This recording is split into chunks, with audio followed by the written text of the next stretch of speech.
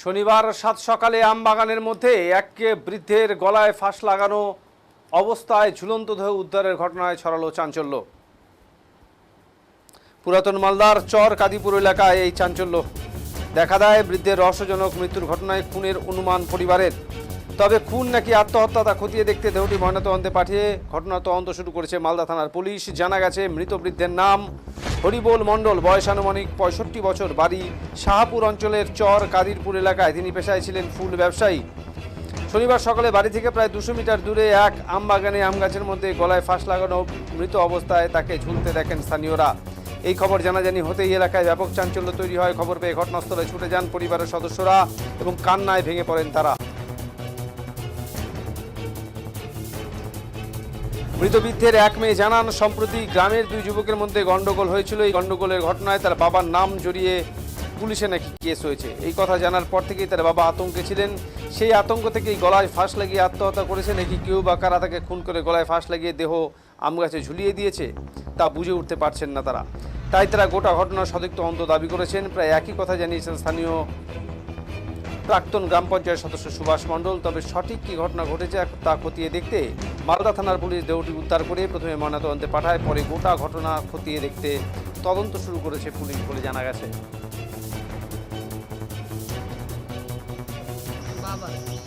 কেন এরকম ঘটনা ঘটালো? ওই এখানে মারপিট হয়েছে, ওখান থেকে ওই 4 দিন থেকে শুনছে কি আমার নামে কেস হয়ে গেছে। এই ওই ওই ওই বলছে তো কেস হয়ে গেছে। কালকে সকালে আমার বাবার সাথে দেখা, বাবা বলছে বলে আমার নামে কেস করে দিয়েছে। আমি তো মারপিটের কিছুই জানি না, দেখেছি মারপিট লেগেছে, আমি তো কাউকে মারিনি। তো আমি বাবাকে বলছি আমি শুনেছি বলে তোমার নামে কেস করে দিয়েছে। আমি বললাম সুভাষ মেম্বারের বাড়ি যাও, ওখান থেকে গিয়ে শুনে আসো নিজের কানে তোমার নামে কেস করেছে কি করেনি। আমি বাবাকে বললাম, বাবা বলছে ঠিক আছে আমি যাব। আমি তো পা হাতে শক্তিই পাচ্ছি না, আমি এই বসে আমি কী করলাম, আমি তো কিছু করেইনি। এই কথা বলে আমি বাবার সাথে দেখা হলো সকালে 9টার দিকে। আমি ডাক্তারের কাছে চলে গেলাম বাবাকে বলে, তুমি মেম্বারের বাড়ি চলে যাবা, কি হয়েছে না হয়েছে কেসের। বলছে আমি তুমি কোথায় লুকিয়ে বেড়াচ্ছো? বলছে আমি পুলিশ বাবুর ভয়ে লুকিয়ে বেড়াচ্ছি, আমি না অন্যায় আমি যে জেল খাটবো বুড়া বসে লুকিয়ে বেড়াই। কেস করে দিয়েছে বলে ওর নামে, এই জন্য ওই জীবন হত্যা করে দিয়েছে। হ্যাঁ হ্যাঁ, কিন্তু দেখে তো মনে হচ্ছে না স্যার কি ওই নিজে ঝুলেছে। না কোনোদিন না, কোনোদিন উঠেনি, জানতো না গাছে উঠতে।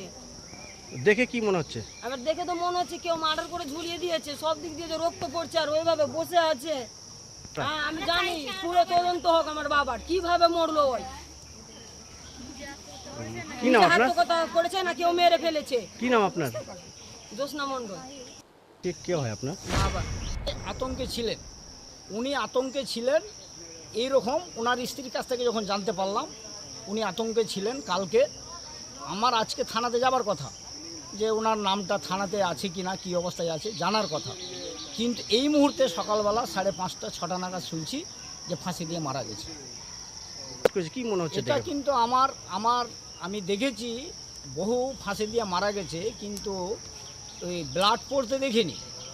কিন্তু আমার চিন্তাভাবনায় যে এটা ব্লাড পড়ে কিনা আমার জানা নাই, ব্লাডটা কী করে বেরোলো। ওনারতে গাছে উঠার মতন পরিস্থিতি ছিল না, উনি যে গাছে উঠতে পারবে সেই পরিস্থিতি ছিল না। এটা রহস্যজনক হতে পারে, রহস্যজনক হতে পারে। হ্যাঁ, কারণ যে ওনার বড় স্ত্রীকে কালকে একটা ছেলে বারবার ওনাকে খোঁজ করতে এসেছিল নাকি 2-1 বার। ওনার বড় স্ত্রী ভালোভাবে বলতে পারবেন।